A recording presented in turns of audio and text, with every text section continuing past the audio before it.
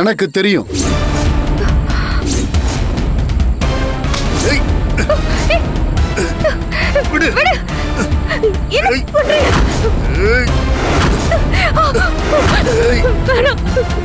இதுதானே சின்ன ஜமீன் கட்டுன தாலி. இத அறுத்து எரிஞ்சிட்டா எல்லாம் சரியா போயிடும். ஒரு பூக்காரி நீ இந்த சமஸ்தானத்துக்கு ராணி ஆகணும்னு ஆசைப்படுறியா?